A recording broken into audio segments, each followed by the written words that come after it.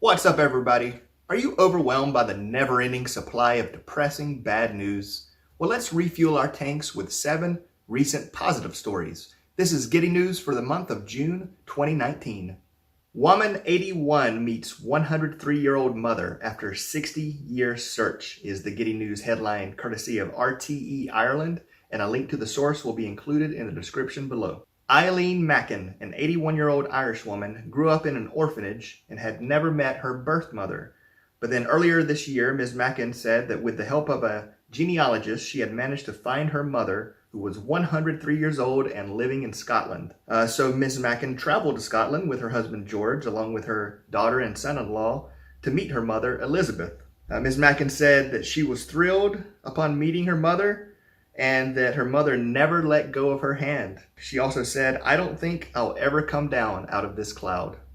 Germany is opening its first electric highway for trucks, is the Getty News headline, courtesy of Ivana Kodasova with CNN Business, and a link to the source will be included in the description below. A system that allows trucks to draw electric power from overhead cables went into operation on 10 kilometers of the Autobahn. The system allows big rigs with special equipment mounted on their roofs to connect to electrified lines while traveling at speeds of up to 90 kilometers per hour, which is approximately 56 miles per hour. The trucks run on electric motors when connected to the overhead lines and a hybrid system when they return to a traditional road.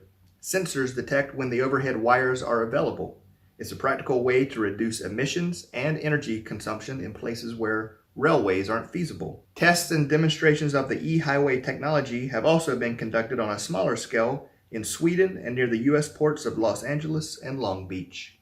Carolina Panthers tight end Greg Olson donates $2.5 million to Pediatric Cardiac Center, is the Getty News headline, courtesy of Kyle Newport of the Bleacher Report, and a link to the source will be included in the description below. The Atrium Health Foundation announced the Greg Olson Foundation had donated $2.5 million to help build a next-generation pediatric cardiovascular and congenital heart outpatient clinic at Levine Children's Hospital. And this is just the latest charitable act by the 34-year-old NFL star. Olson and his wife, Kara, established the Heart as Yard initiative back in 2012, and the purpose was to focus on the home health care for children with congenital heart disease. The Olson's Heart Test Yard Fund donated $750,000 in November of 2017 to create a cardiac neurodevelopment program at the Carolinas Medical Center. Nancy Doberle, medical doctor, called the new clinic a game changer for the children of the Carolinas. 7-mile B corridor coming to London to boost declining population, is the Getty News headline, courtesy of Jacob Jarvis of the Evening Standard, and a link to the source will be included in the description below.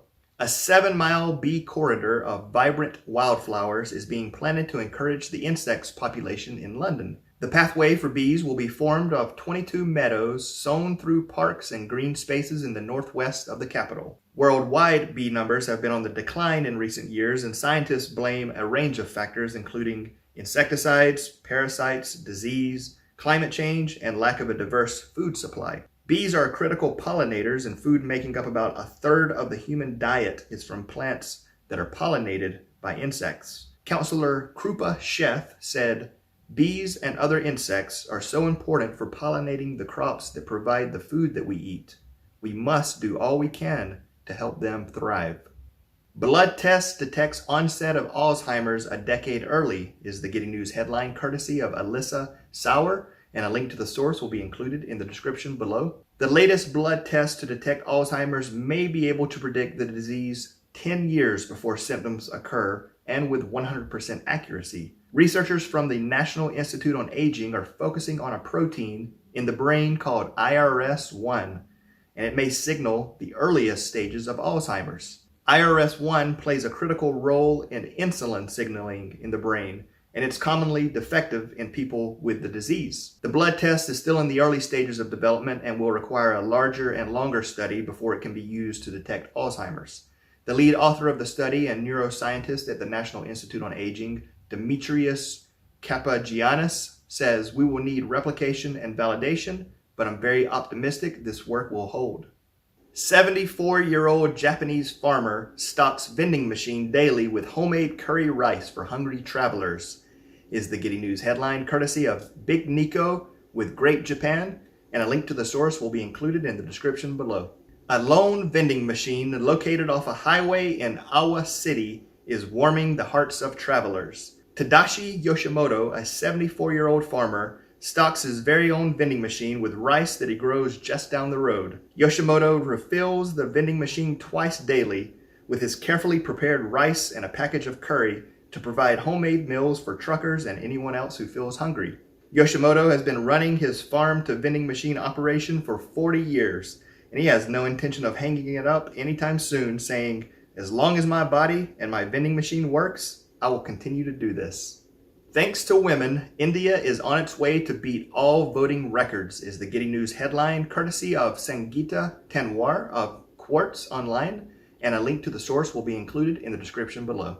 India's 2019 parliamentary election sees the highest voter turnout ever. Women voters previously missing from electoral process, mostly due to various socio-economic reasons, have come out in huge numbers this time. And what's also interesting is that young voters, a segment that is historically seen as a reluctant group, are also out in higher numbers. And this proves that extensive and continuous campaigns by multiple stakeholders such as the Election Commission, government, and the civil society at large have succeeded. All right, that's it. I hope you enjoyed the Giddy News. And if you have a positive story that you'd like for me to share, please link it in the comments below. And until next time, thanks for watching.